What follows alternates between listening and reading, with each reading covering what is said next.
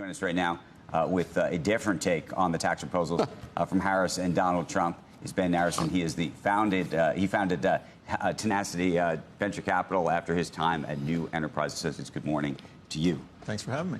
So you're on the other side of this. I mean, I'm not strongly on the other side. I think both of our parties are doing a terrible job.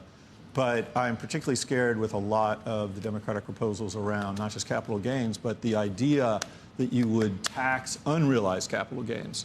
Right. That would be crushing, is likely going to be struck down, so I don't know if it's even worth the conversation. But this is all just pablum for the proletariat. This is just like throwing stuff out on how we're going to soak the rich to make people that aren't yet rich feel better. And they're going to crush. If they pass these, you know, on the one hand, she says, hey, we're going to take your ability to deduct startup business expenses from 5K to 50K.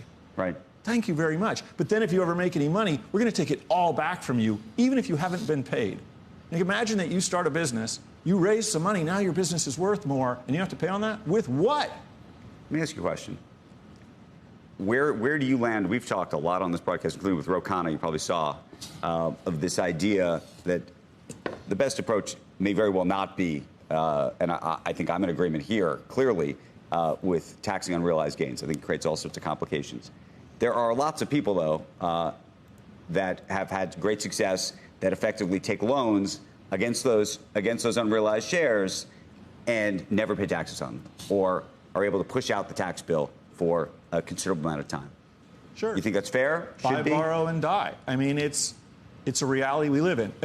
I know this is a total sort of... But I guess my question to you is, would you say that piece of it needs to be fixed? I don't know how you can, because you punish other people. It's like we have free speech. That allows people to say hateful things, and as long as they don't cross the line, they get to do it. But that means we all get to have free speech. If you start to crush people of wealth for certain practices, then you crush everybody else for the same thing. Why? How would you fix that? Well, here the distinction on that front is that most people, literally 99% of the American public, can't do that. Right? They can't afford to do that. It's impossible. So they're in a different. It's like a whole different universe. It's a different world. So when you say, you know, it would crush everybody. First of all, it wouldn't crush everybody, but the other piece is, you know, it wouldn't even affect everybody.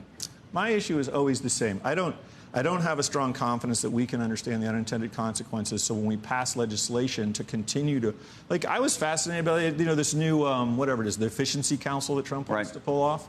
Seems like a great idea. I'm not saying I'm a Trump fan.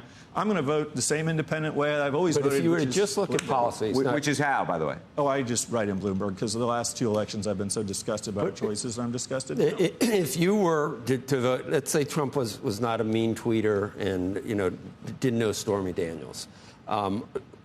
It just purely based on policies, is there anyone in the right mind that is pro-business that would come down?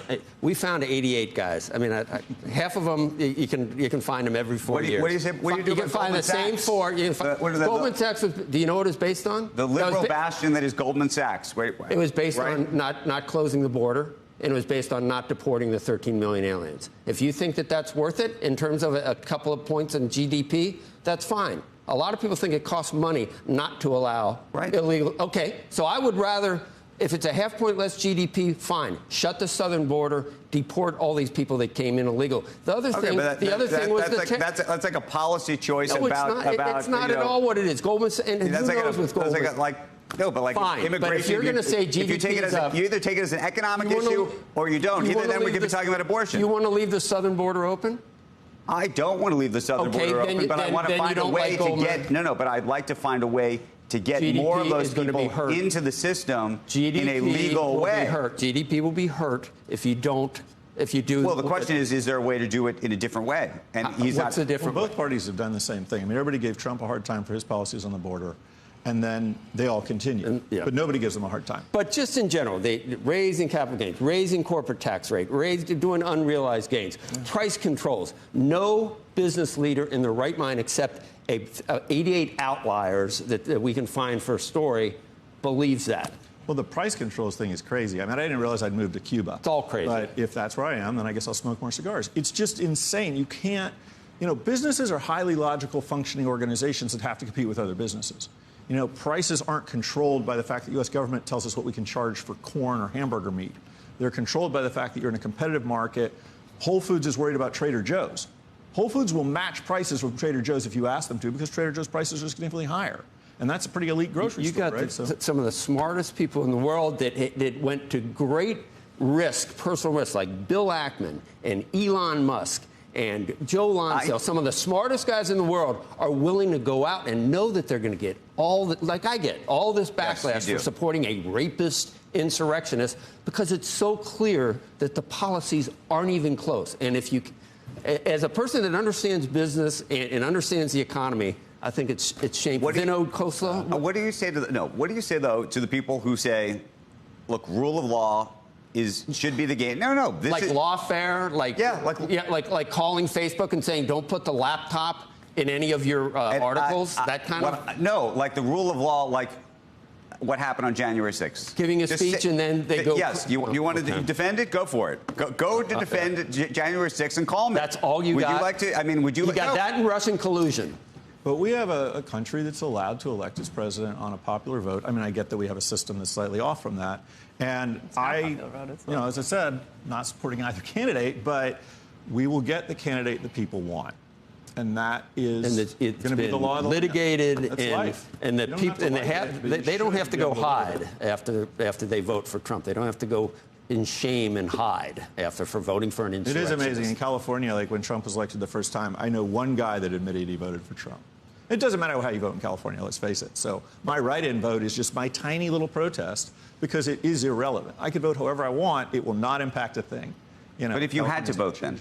I will still write in Bloomberg. I wish he was more effective as a speaker to common people, and he could have been elected. I think Romney could have done a great job. Romney's probably the only honest politician I've ever seen.